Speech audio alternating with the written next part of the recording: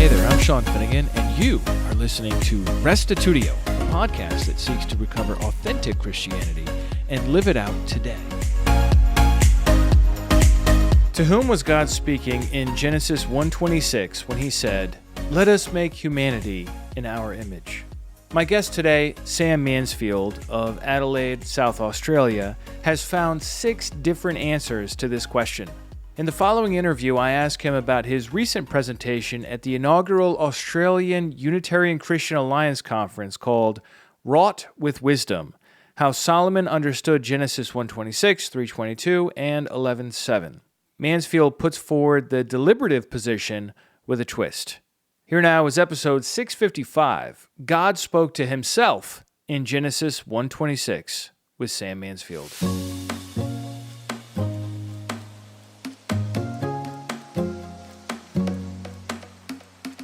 Today with me is Sam Mansfield of Adelaide in Australia. Welcome, Sam. Thanks for joining me today. Thanks for having me on the podcast. It's nice to be on an episode of a podcast that I frequently listen to. Awesome. Well, I thought to start out, you could share a little bit about your background and your upbringing and your journey of faith. So where would you like to start for that? Well, it all started when I was born. No. Well, I was born in Sydney and I was brought up in the Christadelphian faith, which is a biblical Unitarian faith that also has a strong emphasis on the promises in the Old Testament and how they're realized in the man Jesus, including the promise of a kingdom on earth. So those were the types of teachings that I was brought up in. I attended 2 different Christadelphian churches or ecclesias in Sydney, and then just before the global pandemic started, I moved down to Adelaide to be closer to my girlfriend, who is now my wife. So we got married in 2021, and I've been living in the faith since I was born, but I chose to take it on for myself when I was baptized in 2016. So I committed my life to Christ and doing my best to serve him and to serve his God. So I'm frequently involved in a Christadelphian church here in Adelaide in giving sermons because Christadelphians are a lay community. Yeah, I frequently give sermons. My wife and I teach Sunday school. We teach sort of Bible basics to them. That's the kind of lessons we're doing at the moment. And they're around 17, 18-year-olds and they're really switched on. So it gives us a lot to think about and talk about. That's sort of the general gist about me. And tell us about your secular life. You have a degree and a career, right? What do you do for a living? I got a degree while I was living in Sydney in audio, which is why I've got all of my equipment here and a little bit of audio conditioning to deaden the sound. And also I really enjoy music, as you can probably see from the mandolin on my wall. It took me 2 years to do my audio degree, and then I kind of discovered that I couldn't really use it for anything unless I knew somebody really well in the industry who could get me a job. So I ended up working for a company in Adelaide that was owned at the time by Christadelphians. Became really good friends with them, and then their company was recently purchased, and I went across to the new company doing the same thing. My job is a little bit strange. I, for the most part, look after the live streaming of funerals. So I have the really unique position of constantly being at different people's services. Wow. They could be atheists, they could be Buddhists, but I'm quite frequently in a lot of Catholic and Orthodox churches and Lutherans as well, occasionally a Baptist one. I've even been to a Unitarian Universalist meeting hall, which was an interesting experience. So, yeah, I get around. That's fascinating. So tell us about your name a little bit and the Mansfield lore of Australia within Christadelphian circles. I didn't tell you this, but I actually was told about Mansfields in general by Leah Anderson when she was talking with me about our event that happened a couple months ago, and she's like, "Oh yeah, Sam Mansfield, yeah, he's from the Mansfield." And I'm like, I don't know what that means, so maybe you could just share a little bit about that. Yeah, so the Mansfields are both a big and popular, maybe for good reasons, maybe for bad reasons, a big and popular family within the Christadelphian community. The Mansfield name is kind of a staple. For good reasons, because a lot of people would be familiar with a range of different written works called the Expositor series, which are a number of green books. They're written by H.P. Mansfield, which would be my great uncle. And the Mansfield name has been in the Christadelphian community, at least here in Australia, for a few generations. So people kind of get familiar with the name. Okay. So if we ever get in trouble, people sort of pick up on it pretty quickly and they'll remember that. But hopefully I stand alone as an individual with the name Sam Mansfield, and people can judge me on my merits and my demerits, and hopefully there's not too many of those. Okay. Very good. And as far as the UCA goes, when did you first hear about the UCA? Do you remember? Yeah, I do. It was probably about 3 years ago, and I was sort of getting into debates here and there with people online over questions of the Trinity and the Incarnation. And I was getting pressed by Catholic apologists saying, oh, you're coming in the 21st century and saying that you've got the correct Bible teaching when we've been looking after the correct Bible teaching since the time of Peter. And I thought, that's a really interesting claim. I need to go research and see if that's actually the case, because like you, I'm a truth seeker.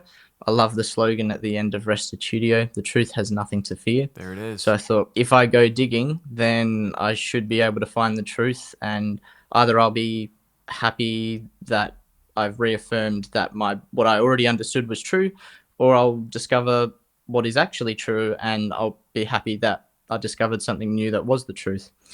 And I ended up bumping into the Trinities podcast by our friend Dal Tuggy. Okay. And I binge listened to all of his episodes, and then I struck gold. That's a lot of episodes. Yeah, I remember chatting to him when I met him in Sydney. Well, I met him in Melbourne, but I chatted to him after there was a Thursday night presentation that he did a presentation with Stephen Dodson. And I met Stephen Dodson for the first time as well. And I mentioned to Dale quite sheepishly that in some of his more philosophically based episodes, my eyes kind of glazed over a little bit. And You're not the only one. He was totally fine with it. But I sat through every single minute. So yeah, and then I hit the episode which was about the first sort of board meeting of the UCA, and I thought, this is interesting. Let's check this out. And I thought, well, as a Christadelphian, I read the charter, and I thought, this is actually something I can get behind, because it's only about this one single issue of believing that the one God is the Father and that Jesus is his Son, the Messiah. And I thought, that's what I believe. So let's see how I can support and chat to people and encourage them who have accepted this truth, and go from there. And why did you decide to submit a paper for the event? Was it in March? I think it was just a couple of months ago. Yes, it was. Yeah, in March. I saw that a lot of the presentations going up on YouTube were pretty high quality, and I was thinking to myself, is it possible that I could write a paper? Maybe I could at least give it a go, but I wouldn't even have thought of where to start. Myself and a lot of people in my community, the Christadelphians, are truth seekers, students of the Bible. We love the Bible, and we believe that it's God's word. So we're always seeking to try and understand different things about it, different passages, different books. And I'd been thinking a lot about the use of plural pronouns by God in Genesis. Okay. There's 3 instances of it, which is Genesis 1:26, 3:22, and 11:6. But the one of greatest interest is probably the first one, because that's about the creation of humanity. And it's one of these really rare times that God speaks with plural pronouns when he says, let us create man in our image. And for the longest time, ever since I was sort of brought up in Sunday school, I was taught that that was the angels.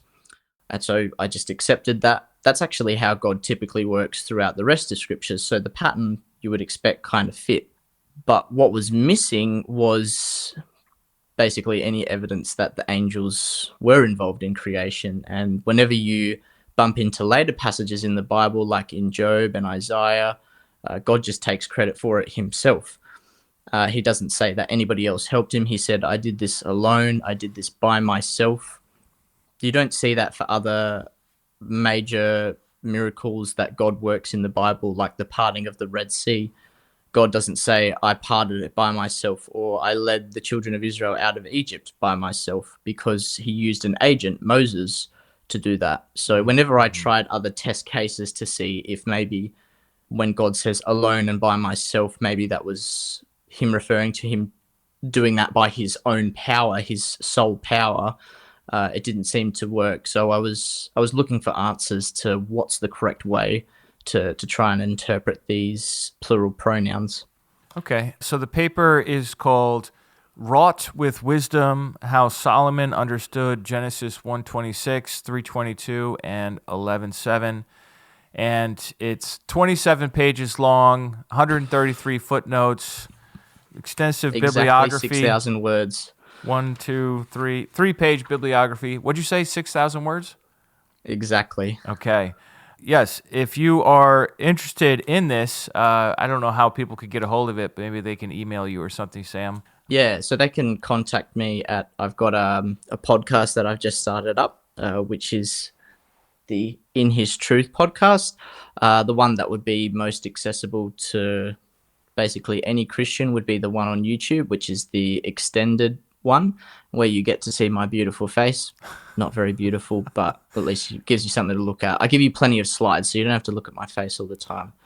But you can contact me at inhistruthpodcast@gmail.com. Okay. And I also hope, God willing, within the next few weeks to tidy up the bibliography a little bit more and pop that up on academia.edu. So awesome. I'll probably leave a comment on the YouTube presentation version that the UCA has put up. Yes, and the presentation is available on the UCA YouTube channel, and it's been up for, I don't know, a few weeks at least. I was thinking we could work through, obviously not all the details of your paper, but at least starting with the text itself. And, I know you've already mentioned it, but I'm just going to bring it up here. It says, then God said, let us make humans in our image according to our likeness, and let them have dominion over the fish of the sea, and over the birds of the air, and over the cattle, and over all the wild animals of the earth, and over every creeping thing that creeps upon the earth. And then in verse 27, so God created humans in his image. In the image of God, he created them, and male and female, he created them. So one of the things you talk about in the paper is how we have this plural here, let us, and then we also have it here, our image, right? Our likeness. And then down here in the next verse, it just says his image. And I suppose verse 26 is what God said. This is God's speech here. And then in verse 27, this is what God did. He created in his image. And, one of the points that you kind of draw about all this is that we have a difference here. We have the plural, and then we have the singular. And so you have all these different theories that you go through in the paper: the plural of majesty, the plural of fullness, the plural of deliberation, mythological address, earthly address, heavenly address. So you have 6 different positions that you work through. So I was thinking you could start our time here of looking at this verse by just briefly telling us, okay, well, what are each of these options? So could you tell us what the plural of majesty is?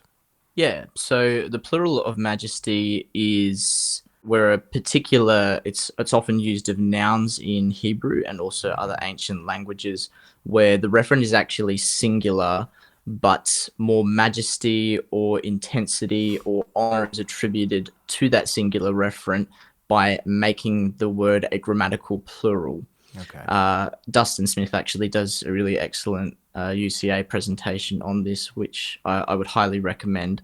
Where I very meekly would depart from Dustin, however, is Dustin says that applies to other forms, including pronominal suffixes like we see in Genesis 1:26.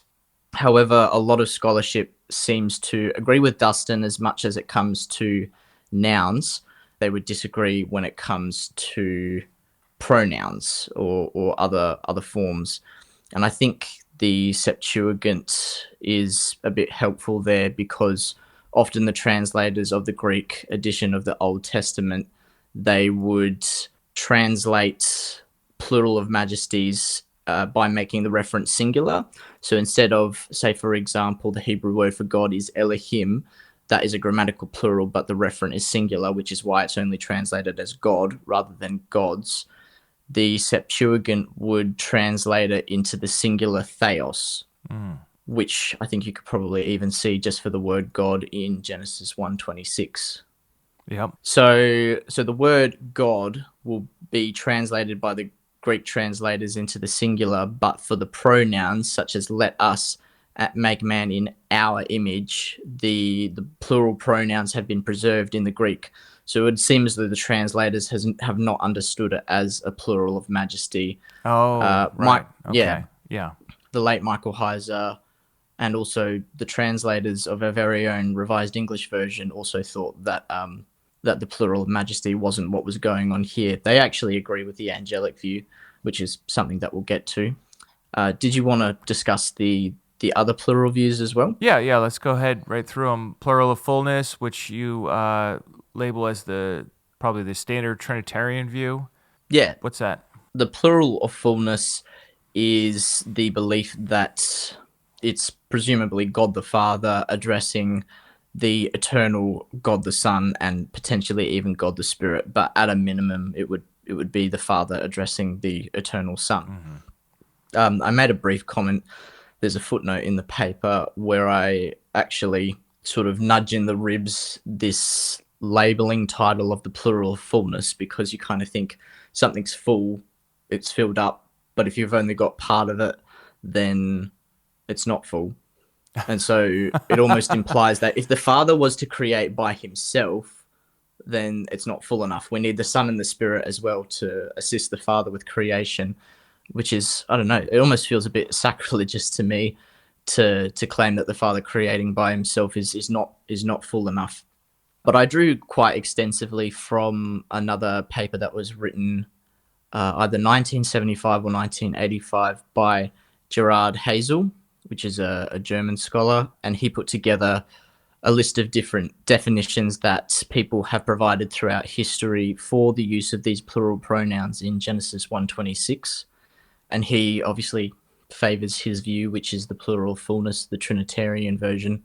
But it runs into all sorts of problems when you get high-level Trinitarian scholars basically shaking their heads and going, no, don't listen to Hazel, because the ancient author of Genesis would not have understood this in a Trinitarian light. And the NET, which is a really great resource in its full notes edition, actually says it would be anachronistic to read those later ideas in, even though many Christian theologians have attempted to do that. The NET basically says, no, that's not a viable interpretive option. Yeah, I totally agree. I mean, the Trinity idea comes in, and even the concept of person, not until centuries after Christ. So to posit that it's there in the time of Moses writing Genesis, I mean, it's just, come on. We're talking millennia. This is just straight up a classic eisegesis or anachronism where we're reading things in that are not in its original context. So I agree with you with the NET Bible. Like, it's weird how honest they are. It's refreshing, I should say. It's refreshing how honest they are. So you don't find the plural of fullness very convincing. Or even if you were a Trinitarian, you would say, well, is it really fullness? So yeah, exactly. I mean, you sort of already mentioned it already, but Genesis 1:27, the very next verse, almost does a complete backflip, and all of the words are in the singular now, and it's translated fairly well into English. It says that, so God created man in his own image. His is masculine singular. So masculine singular is used for a single person, but that's actually a different view, and maybe I'm getting ahead of myself. But verse 27, even if we could overcome the anachronism claim for the plural of fullness, it immediately falters the moment you hit the next verse. Yeah. Okay, and then next up we've got the plural of deliberation. Talk to us about the plural of deliberation a little bit. I like the plural of deliberation because this is actually the view that convinced me in the paper when I was writing it. I was convinced that this was the correct view, and I felt that Hazel didn't do a very good job of presenting it in its strongest form. He kind of took like a weak, nearly straw man version of it and just knocked that down. And so I thought, what if I took a version of that was based on scripture, it was based on ancient Jewish views and also some rabbinical writings as well, because it is an ancient Jewish view. The plural of deliberation basically teaches that it's just God doing it. It's just God the Father by himself creating. But then we kind of need to answer, sure, in verse 27, we can see that it's literally God by himself creating, but that still doesn't overcome the issue of why the plural pronoun's used. And so later in the presentation, I say, well, let's try and stick with the Bible to start with. Let's see if there's anything else, any other commentary on the creation account that can help us interpret this. And we bump into Proverbs 8, which talks about the fact that God obviously created by himself. Solomon is not disagreeing with that, but he's also helping us understand how can God create by himself as one single person and yet also be considered as creating with somebody else, not in a literal sense. And that sense is Lady Wisdom, which is God's personified wisdom. So that's the sort of more developed version of the plural of deliberation that I argue for in the paper. All right, well, let's come back to that. What about number 4 here, the mythological address idea?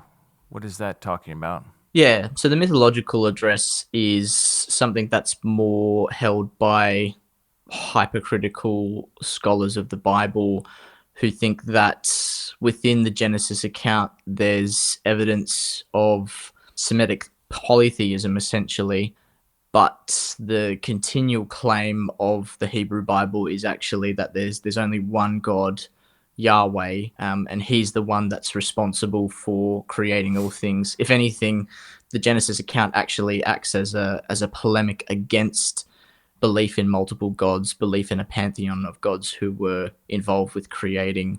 So it's essentially a non-starter. Yeah, and then we have the earthly address idea. Talk to us about that. Yeah, I didn't put too much in my paper about this because this seemed to be defended even less than the plural of wisdom, the plural of deliberation / wisdom view that I was arguing for. But the earthly address is where God is essentially addressing the elements, the dust from which he's creating and saying, let us make man. But there's not really any scriptural evidence for it. It is an ancient Jewish view. Which I think I came Justin across Martyr, it in the Talmud somewhere. Yeah, that wouldn't be surprising. It's as early, at least, as the 2nd century, because Justin Martyr thinks it's kind of ridiculous, and he tells off Trypho the Jew and says, "Don't use that argument. I don't like it." I think it's delightful. You know, like God's like, all right, Earth, let's make humans, and like when Genesis 2:7 happens, he makes the first man from the dust of the ground. So I think it's delightful. I would say, additionally to what you said, the added problem is the other texts of the other us texts, like 3:22 and 11:7, which there's no way he's talking to the earth saying, let's go down there and confuse their languages.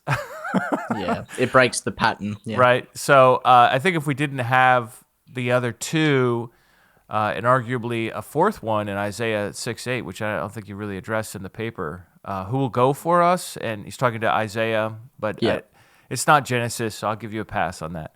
But there's a very brief footnote that I put. Oh, did in you? about Okay, Isaiah, good. so I didn't forget about it. All right. But for the sake of time, I just couldn't address it. And there's a lot of angels that are actually present in that Isaiah 6 vision. So I was kind of like, right, throw the dog a bone and just say that's fine. We can say that's the angels one and just focus on the Yeah. Genesis account. Yeah.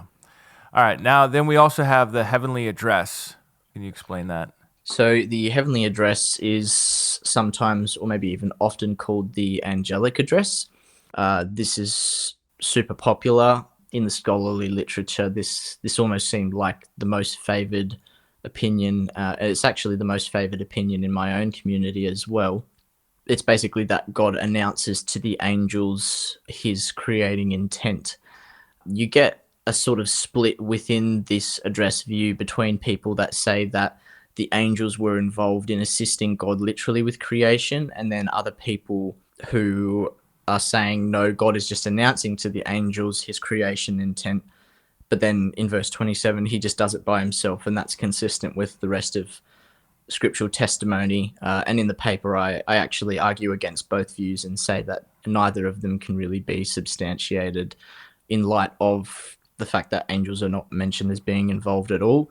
And I also put together a syllogistic argument, sort of breaking down how if we say that God is talking to the angels when he says, let us make, but then he is not including the angels when he says our image and our likeness, then we're actually sort of splitting up the verse and interpreting it in two different ways, all within a single sentence. So it doesn't actually work. And we have to read it in light of verse 27 as well, where it's all explained as God doing it by himself, and it's just a singular image. So one person is not going to include a multitude of angels assisting God, or humans being made in the image of angels, which is something that is never attested to in the scriptures.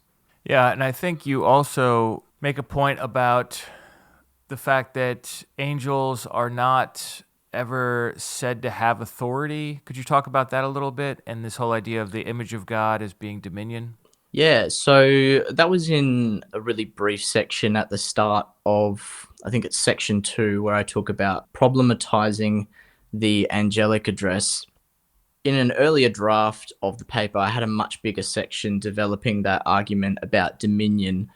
And I suppose I can share a bit more info with Yeah, go you ahead. here. Essentially, I first came across the view that I did about the plural of deliberation when I was sort of checking to see if there were other options rather than the angelic view. A number of listeners might be familiar with an individual who styled himself as Brother Kell. The Trinity Delusion blog, which Yeah. is put together by a gentleman named Kell, and he actually talked about the difficulties with the angelic view when he was discussing things in Hebrews chapter 1, because a lot of Trinitarians will draw from Hebrews chapter 1 to build some of their arguments. So I was just working away at my exegesis, making sure that I had everything figured out, that I understood the passage correctly. And I ended up sort of doing a mini study on Hebrews 1 and 2 in and of itself, and following the argument of the writer and seeing these comparative arguments that were being made about how Jesus is better than the angels. The third argument was a little bit weird, because instead of comparing the Son with the angels, in Hebrews 1 verse 10, it actually compares Yahweh, which is the Father, with the angels. Okay. So Yahweh is the one that creates everything. That's the work of his hands. But then the angels, God doesn't say to the angels, sit at my right hand, which I'm like, how is that a comparison? And the only way that that comparison then works is that God is the one who has the sole authority over creation because he's the one who made it. It's the work of his hands. But then angels don't have that authority, because the only conclusion could be that they weren't involved in creation. And then that argument gets developed into chapter 2, because it's all about proving how Jesus is better than the angels. And Jesus is described as the ultimate fulfillment of Psalm 8. What is Right, man that you were yes. mindful of him? So he is actually, in the earliest manuscripts that we have of Hebrews, that man, that representative figure, is given dominion and authority over the work of God's hands. So it's included in the New American Standard 95 edition, but in other translations, people can't think of a reason why later texts would remove that reference about the work of God's hands being given over to humans, so they just don't include it in the text, but it's actually in the earliest text that we have. Okay, that's interesting. So the point of that is to say that God did not give them dominion, right? And that relates to Genesis 1:26, because if God's talking to the angels, then there has to be a shared dominion or a shared image. Yeah, that's and image right. means dominion, right? So Yeah, I think image in its first initial instance in Genesis 1:26 is explained by the fact that God says, "And let them have dominion over the birds of the air and the fish of the sea and over all the cattle." It's actually explained for us. And I quote from Ian Hart in the paper, because he argues that the Hebrew should actually be translated as, "Let them be made in our image and likeness so that they have dominion." I like that. Well, let's further develop the deliberation view, which is the view that you take. And let's come back to Proverbs 8 for a minute. I think an obvious criticism of even just like your title, how Solomon understood Genesis, is that Solomon is so much later than Genesis. And so I can imagine some people thinking, by what right, Sam, can we read Proverbs back into Genesis because it was so much earlier? How would you respond to that line of thinking? If Christian listeners to your podcast agree with me that Proverbs was written by Solomon, that's probably not the scholarly critical opinion, but that's my presupposition, and that the record of First Kings is historically reliable, and that God exists and that he interacts with people who serve him, another presupposition, then we believe that God actually gave Solomon some level of supernatural wisdom and that he was inspired. So it's almost a double whammy that Solomon is both inspired and he has wisdom directly from God to talk about the wisdom that was in the beginning with God. And actually, other scholars I mentioned in the paper, they make an argument that Proverbs 8 is actually an inner biblical midrash on the Genesis account, that it's actually directly commenting on Genesis 1. And I do actually also mention there's an argument local to the Genesis account itself, even without Solomon, because, and this is skipping ahead a little bit to Genesis 3, but the serpent says to Eve, if you eat from the fruit of the tree of knowledge of good and evil, it's going to be all good, you're not going to die, because the moment that you eat from the tree, you will be like God, knowing good and evil. And so Eve interprets that offer by the serpent, that temptation, as being good for food, pleasant to the eyes, and to be desired to make one wise. And there's two other scholars that I quote draw the conclusion from them that if that is how Eve interpreted the serpent's temptation to her to take the fruit, and the serpent had said, "You will be like God," well, one of the scholars commentating on this section in Genesis 3 notices the irony of the serpent's temptation when he says that the serpent was offering something to Eve that she already had. She was already like God. Adam and Eve were made in God's image and likeness. And so Eve interprets that image and likeness as in some sense reflecting God's wisdom. And yet she desired wisdom from taking the fruit of the tree instead, because she was deceived by the serpent that God was holding out on her, that she wasn't made in God's image and likeness. All right, so what I hear you saying is that there's a native, I don't know what you would call it, wisdom discourse in Genesis already. I think so, yes, based on Genesis 3, verse 6. Solomon comes along and says, okay, well, let's elaborate on that. And I don't think it's controversial to say that Proverbs 8 is a midrash on Genesis 1. It seems like a pretty obvious statement, so I don't think there's any reason to push back on that. Your other point that since Proverbs is in the Bible, it's inspired, and therefore it's an authoritative commentary on Genesis 1. I think that pretty much follows for anyone that recognizes the inspiration of Scripture. You've got enough there to work with. I suppose you would have to say that there was some incipient or, just sort of like the beginning stages of a concept of wisdom present in Genesis that was perhaps hidden or just not developed, that Proverbs 8 really makes explicit and does develop. Could you just run us through Proverbs 8 a little bit and just like comment on it just in case somebody's not familiar with that text off the top of their head.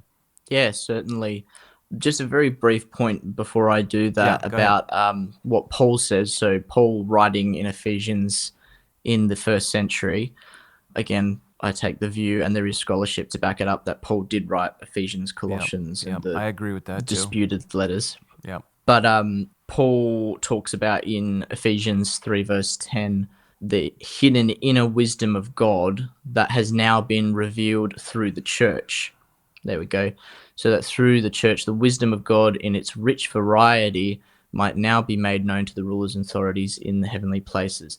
But right before verse 10, we've got this random mention of, in verse 9, to make everyone see what is the plan of the mystery, so something that was hidden, but now it's being revealed, the mystery hidden for ages in God who created all things.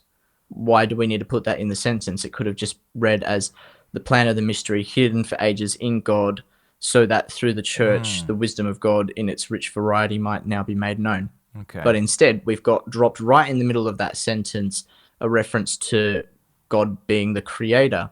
And then later in Ephesians, Paul talks about how the church was actually prophesied by Eve, which is Ephesians 5, later in the chapter. So Ephesians 5, verse 31, for this reason a man will leave his father and mother and be joined to his wife, and the two will become one flesh. That's quoting Genesis 2 about Adam and Eve. And we're talking about the creation of humanity. That's the topic. And verse 32 says, this is a great mystery. So something that was hidden previously, but now it's been revealed. But I'm speaking about Christ and the church. So Adam and Eve, in some sense, reflected the relationship between Christ and his church. And we were just told in chapter 3 that the church reveals the inner wisdom of God who created all things. So it seems like Paul is sort of saying that relationship between man and woman reflects some kind of relationship between God and his wisdom, which we read about in Proverbs 8, which is actually the question that you asked me. So Proverbs 8, for those who are not familiar with it, is a really highly poetic section where Lady Wisdom, which is a personification of God wisdom, not an actual literal person, but a personification. So she's an attribute of God that has been given person-like qualities. And she does all sorts of things. Proverbs 8, verse 1, does not wisdom call and understanding raise her voice? And later in the chapter, we start to have this commentary on the creation account. She talks about how she was there with God in the beginning. So Proverbs 8, verse 22, Yahweh created me at the beginning of his work, the first of his acts of old long ago. So I actually take offense at the translation of created. I think that's a distortion that's been made by later Greek translators. The original meaning in Hebrew is, I think the word is kana. That my pronunciation is probably terrible. Yeah, it says possess. Possessed. And that is, when it's used of a woman, that is typically used in the context of marriage, and that's particularly used in Ruth. And in some Hebrew traditions, they would actually place Ruth after Proverbs. Okay. Which, for those familiar with the descriptions of the worthy man or the worthy woman or the woman of valor or the man of valor, that's something that shows up in both Proverbs and in the book of Ruth. So something worth investigating at another time. Yeah. I'm just curious what the Septuagint does there. Yeah, so the Septuagint uses the word created, and that's how it probably became common in English. Yes. But this is not the typical word for create in Hebrew. No. It's asa would be the word for create or make. And this verse bara. in the early Christian... Yeah, that's right. So bara is actually used in Genesis 2 of the creation of Eve. No, sorry, I think bana is used of Eve. But this verse, Proverbs 8, verse 22, became a huge battleground for Christians in the 4th century because the Arians, they wanted to talk about how the Logos, the Son of God, was created. And the pro-Nicenes on the other side, they wanted to say, no, this is not what this means. And then you get people like Athanasius who come along with really weird ideas, and he's like, no, it's right. It is about creation. It's about the incarnation of the Son. It's like, In the beginning? In the beginning, That doesn't what? make sense. It's a bit wacky. Yeah, Proverbs 8 is, I think Proverbs 8 verse 22, there's a deliberate use of that word in a poetic sense, kana, because it's talking about God, who is a masculine figure with this feminine figure, and they're creating together. And that's how we get it. Humans in the Genesis 1 account somehow they're reflecting two aspects of God, because we've got Adam and Eve, we've got male and female, we've got two figures, but we know from the Hebrew scriptures that Yahweh is only one person. So how do we get two persons from one person? Well, Solomon, I think, provides us with the answer. He gives a poetic discourse in Proverbs 8 about how there was this woman figure, a personification, not a literal lady. Right. God's wisdom in the beginning was there with him, assisting him to create. Proverbs 8 verse 31 essentially, in some ways, gives us on a silver platter that reading, because she says she was there when humans were being created. So then I was beside him like a master worker. This is Lady Wisdom talking. I was daily his delight, playing before him always, rejoicing in his inhabited world and delighting in the children of man.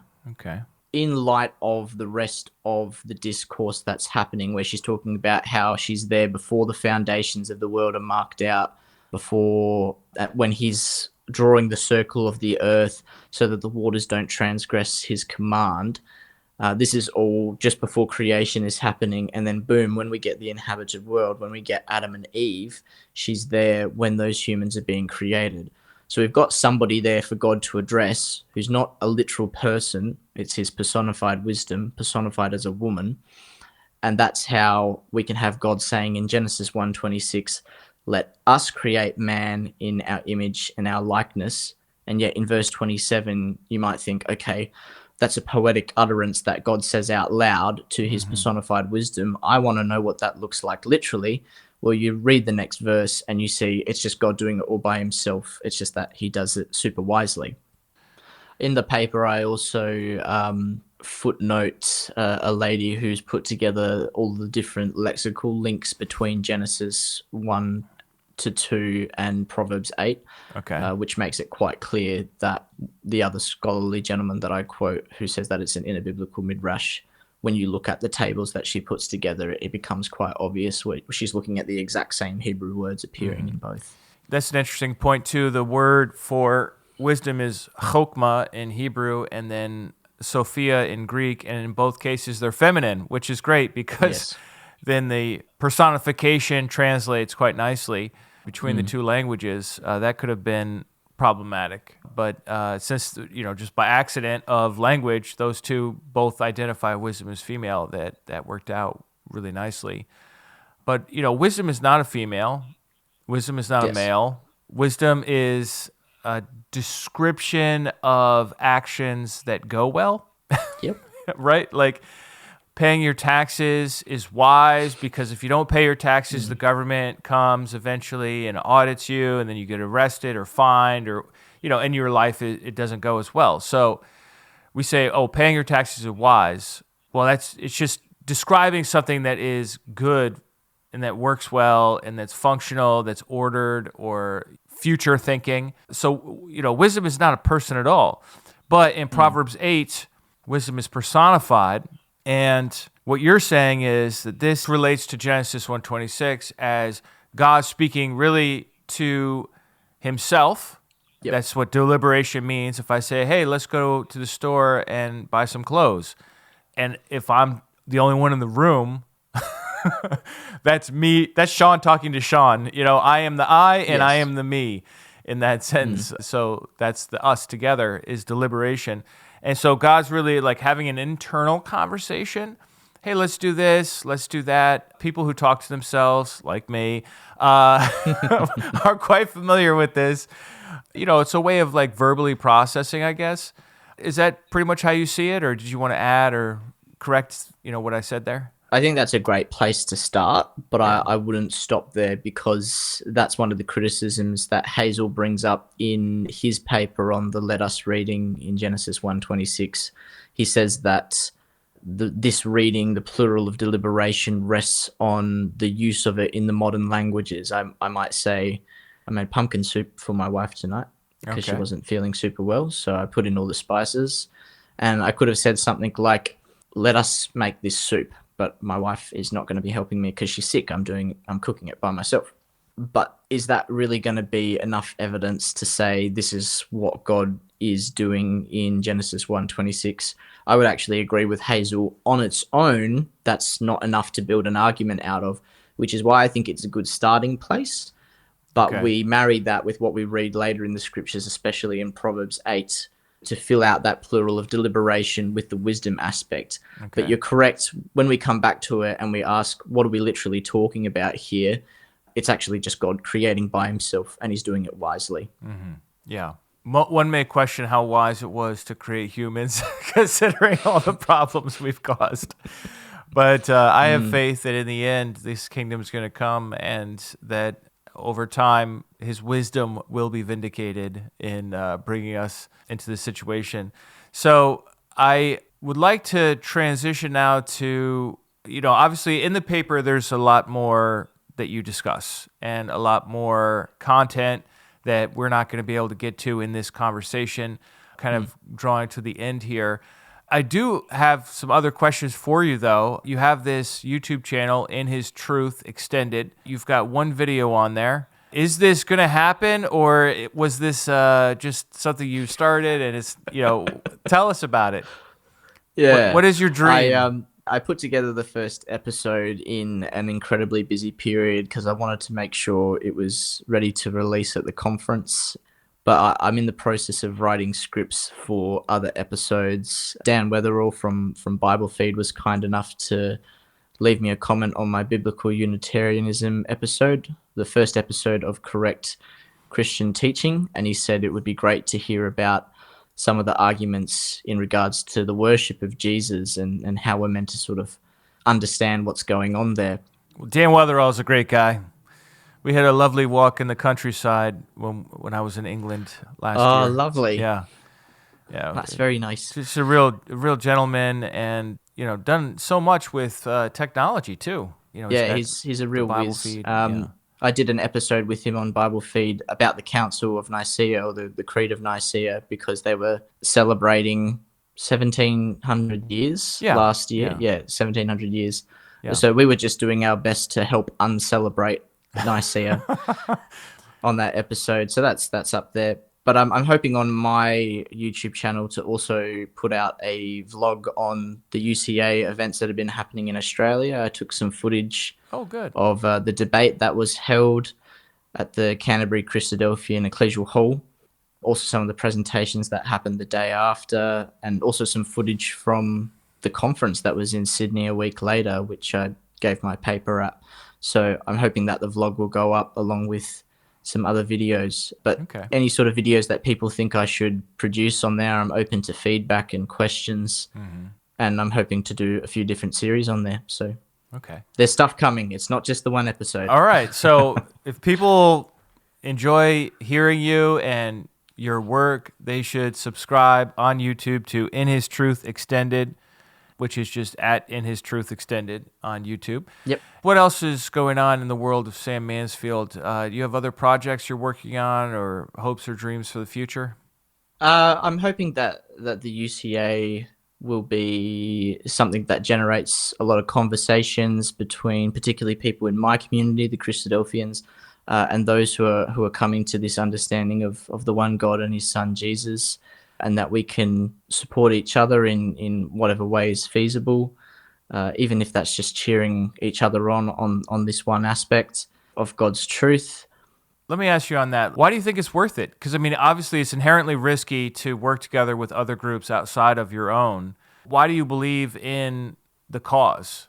Because I believe that truth matters, and truth needs to get out there, and people need to know that bravery and courage to reject what is false in favor of what is truth, no matter the cost, is always going to be more important.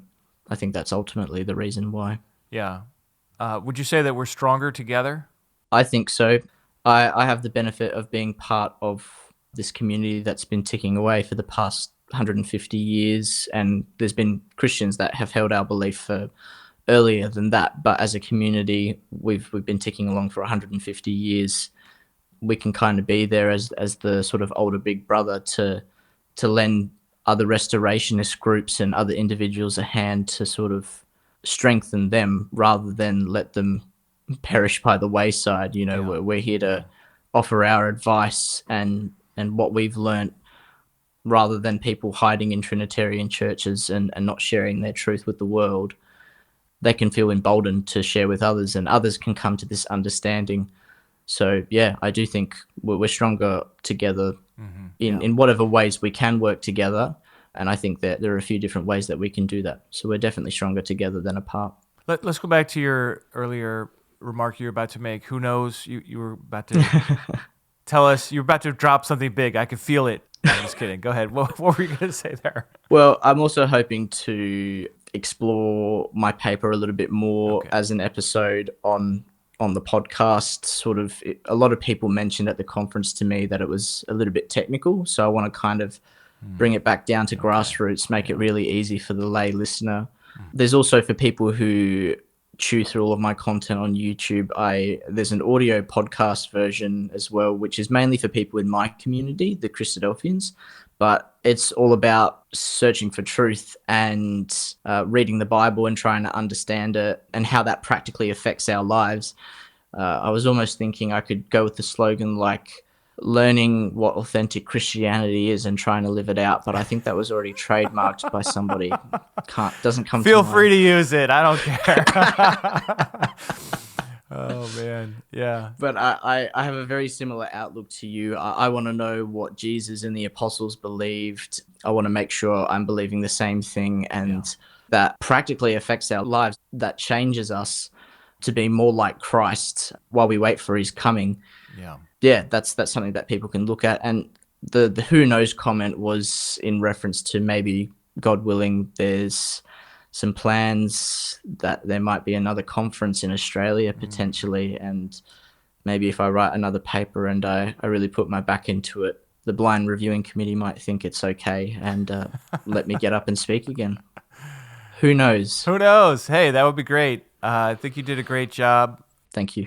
You represented the Christadelphian community well at the event, and we're so excited to have, just speaking as a board member of the UCA, we're so excited to have Christadelphian participation, especially presenting. I appreciate that. Of course, our New Zealand event we had the year previous, we had Dave Burke speak, and I think he's from your neck of the woods. So Yep, he's from Adelaide, just down the road from me. Yep. Yeah. And so that was great to have him as well. So anything else you'd like to say before we close out here? I just wanted to say thanks so much for having me on the Restitutio podcast. I really appreciate your whole ethos and your approach to the scriptures. I find very, very little to disagree with. I really encourage people to check out your work. If this is the first episode that they're hearing of Restitutio, always keep searching for truth. If you find that a theology that you hold in your life is sort of grading up against some scriptures that you've been reading, investigate it, check it out, have an open mind and really search for truth. And I think it's actually Proverbs that also says that, you know, find truth and wear it like a garland, a necklace around your neck. I think that's a really beautiful image, and I think that's what we should be doing as Christians. We should be searching out God's truth and learning to live in it. Awesome. Well, thanks so much for talking with me today. Thanks, Sean. Appreciate it. Well, that brings our conversation to an end. What did you think? Come on over to restitutio.org and find episode 655, God Spoke to Himself in Genesis 1:26, and leave your questions and thoughts there. On our previous episode, 654, The Plight of a Restorationist with Matt Lovegrove, Haas wrote in saying, "Thank you for presenting this. Churchianity is quite an excrement expo. I can relate to what Matt has to say." Well, that is certainly one way of putting it, Haas. Thanks for writing in. The problem with church, and you're talking, and I'm talking as somebody who's been involved in church leadership in various capacities for 21 years, is that it's full of people. And whether we're talking about the leaders or the just regular attenders, we're all people. We all have flaws and blind spots, and sometimes we are too forceful, and many times we are not confrontational enough. And sometimes we hold to one principle when we should really hold to another principle. And there are these tensions between truth and love, honesty and compassion, and it is hard to get it right. Now, having said that, I don't want to excuse the incredibly poor treatment of Matt by the various churches that he has attended for non-sinful, non-excommunicable offenses. The fact is that churches need to allow space for people to believe different things so long as that person is not disrupting the faith of others. Ideally, churches would also allow space for debate or discussion and honest inquiry, which is nowhere in Matt's story. Go ahead and listen to it last week if you aren't sure what I'm talking about. On that same episode, Lloyd Scott writes in saying, maybe in a neutral setting, but the adversary is the God of this cosmos and not in a neutral playing field, for it is tilted against. So if Yah does not save me, then will not be saved. All right, just to give a little context here for Lloyd's comment, and of course, Lloyd, you'd have to correct me if I get you wrong here, but that was a bit condensed and a bit esoteric, but what I think he's talking about is Matt's change of heart with respect to monergism, the idea that God alone saves and that someone does not actually have faith or participate in his or her salvation whatsoever. And what Lloyd is saying is that our world is so fallen, so not neutral, that we have no ability whatsoever to choose God. And this is precisely the idea that Matt's dad, if you remember the interview last week, Matt's dad has ceased to believe in, that got him kicked out of a church that he even started and preached the first sermon in. It's incredible to get kicked out of your own church. But there is a small club of these noble people that have the guts to continue learning and continue seeking truth, even though other people are really uncomfortable with that. Anyhow, the text that got Matt's dad's attention was the one in Romans 4, which is a repetition of the one in Genesis 16, I believe, or maybe it's 15:6, where it says Abraham believed and God credited it to him as righteousness.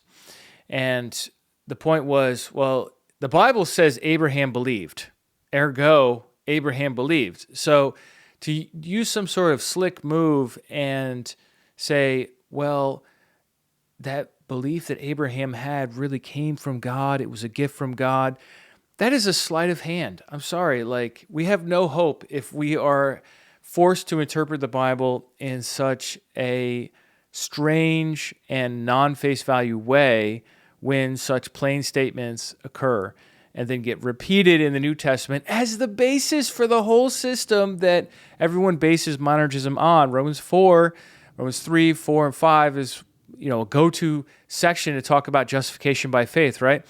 So I don't think monergism stands. I'm a synergist, proud to be one.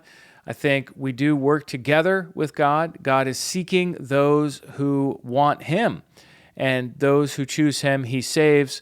The metaphor I use to think about this is that we are stuck in the quicksand, and we cannot get out on our own. The harder we fight, the deeper we sink. But we can do one thing, which is reach our hands up. We can reach our hands up, and God can reach his hand down and then pull us out. And I don't think, having experienced deliverance in such a fashion, we should say, oh, well, look what we did. No, all we did was reach up in faith. God reached down in grace and pulled us out. God saved us, but we did have participation in the process. God is not saving everyone. God wishes everyone would be saved, but not everyone repents. That's fascinating, isn't it? It's almost as if God honors our free will or something. Stay Young, my friends, wrote in also on this episode saying, this is a great validation of the work the UCA is doing. I totally hear Matt grappling with the fear that you are alone on questioning the Trinity doctrine. The internet has been a major blessing for Christian truth seekers around the world. Paul writes in, "You are my people." I resonate with so much of this. I also wanted to let you know that we are planning to have a UCA conference in October. That will be October 22nd to the 24th in Tempe, Arizona. It's going to be hosted at Lakeshore Bible Church, and this is going to be a time for a lot of people to gather, especially those who are West Coast or anyone really who can fly in and be part of it. But these conferences are a great time to learn a lot about scholarship in the field of biblical Unitarianism. And if you are somebody in the U.S. that has been listening to this podcast and would like to meet others, this is really a great rallying point for all of us to get together. We'll have a number of presentations. I'm planning to be there, and hopefully I'll be able to have my wife, Ruth, with me, as she has been coming with me in recent years.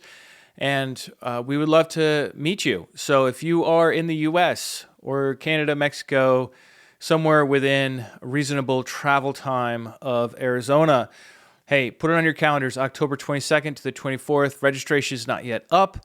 Also, if you are someone who has something to say, if you are somebody who would like to present a topic at the UCA conference, I know that there are slots available for people to present. The system that we have set up for this event is that people submit a paper, and then there is a blind review process. So you don't have to be part of the inside group or anything like that. It is totally blind. The people who are doing the paper review don't know who the submitters are, and those who are submitting don't know who the reviewers are.